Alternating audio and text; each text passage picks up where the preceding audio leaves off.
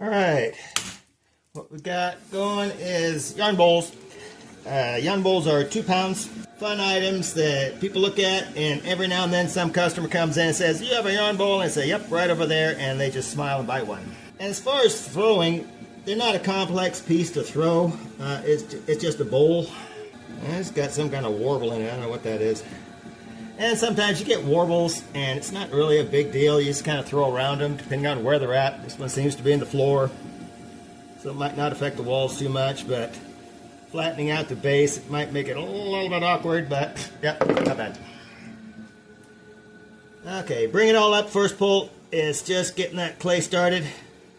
And with these, I tend to, when I throw them, sometimes when I throw a piece, it's an inward pull or an outward pull. Inward pull, more mugs and things, depending on the mug and stuff. I'll kind of scoop it a little bit more firm with the outside hand and pull it to the inside. And sometimes I'll scoop it a little firmer with the inside hand and pull it to the outside. So this is more of an outside pull that I do on these because it's a bowl. And I want to keep that nice curve going on. And again, you want to bring it up and in. Again, kind of an outward push. Pick it up with those fingers on the outside. Bring it up and in a little bit. And with these, I go ahead and I'll do my undercut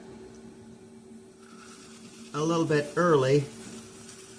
And I don't trim my yarn bowls. At least that's kind of a new thing I'm starting, because I know people sometimes they get yanked over. So a yarn bowl is not something that you really need to have overly light.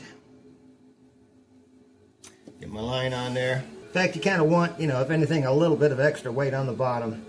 And the form I'm looking for is a fishbowl. That's kind of the shape I basically have in mind. Sometimes shapes that have been around for a long time, they've been around for a long time because people like looking at them. Pleasant to look at, and so they're good to use.